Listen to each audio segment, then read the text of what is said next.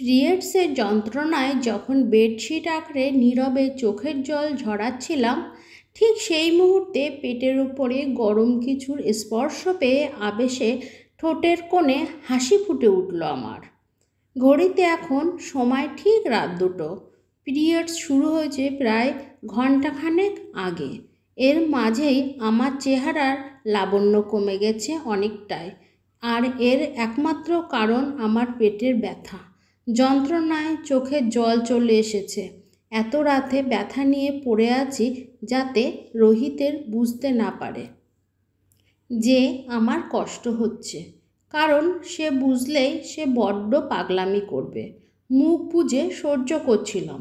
হুট করে দেখি রোহিত উঠে ওয়াশরুমে চলে গেল এবং তারপর অনেক সময় পর যখন পেটে হট ব্যাগের স্পর্শ পেলাম, ঠিক তখনই বুঝে গিয়েছিলাম মানুষটা আর কেউ না, যে এত রাতে আমার জন্য কিচেনে গিয়ে গরম জল করে নিয়ে এসেছে।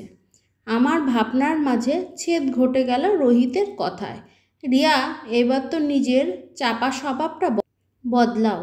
নিজের সুবিধা অসুবিধার কথা বলতে শেখো। আমি তো আর সব জানতাম নই যে না বললেই বুঝে যাব। আমার রিয়া মহারানীর কি লাগবে। রোহিতের কথায় চোখ মেলে তাকিয়ে দেখি রোহিত গম্ভীরভাবে আমার দিকে তাকিয়ে আছে।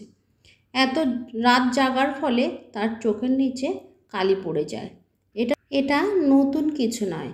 বিয়ের পর যখন থেকে আমার পিরিয়ড শুরু হয়, আমার চাইতে রোহিতের শরীর বেশি ভেঙে পড়ে। আমি হেসে বললাম, কে বলেছে এত রাতে কষ্ট করে কিচেনে গিয়ে গরম জল আনতে? আমি ঠিক আছি তো। রোহিতের এবার রাগ হয়ে যায়। হ্যাঁ, দেখছি তো তুমি কতটা ঠিক আছো। ভাবছ আমি কিছু বুঝি না? তোমায় কবে বুঝাতে পারবো যে এটা কোনো নর্মাল সমস্যা না? তোমরা মেয়েরা মুখে বলতে চাও না কেন? কি সমস্যা বললে বারবার বিছানার এপাশ ওপাশ করছো ব্যথায়? আর আমি বুঝবো না? এতটা অবুঝ না আমি।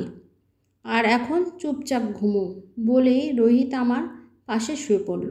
সকালে ঘুম ভেঙে আমার সকাল 10টায়। অবাক কাণ্ড, আমি তো ঘড়িতে অ্যালার্ম দিয়েছিলাম 5টায়, তবে ঘুম ভাঙলো না কেন? ডাইনিং টেবিলে গিয়ে দেখি সকালের খাবার ঢাকা দিয়ে রেখে গিয়েছে। বোঝা হয়ে গেছে প্রতিবারের মতো এবারও রোহিত রান্না করে রেখে গেছে।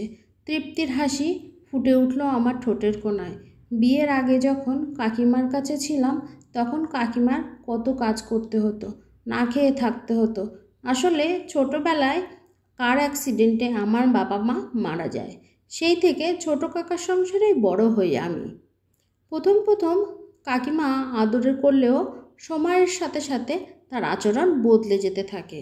আর এই মানুষটা আমার কাকিমার অত্যাচারের হাত থেকে বাঁচিয়ে নিয়েছে।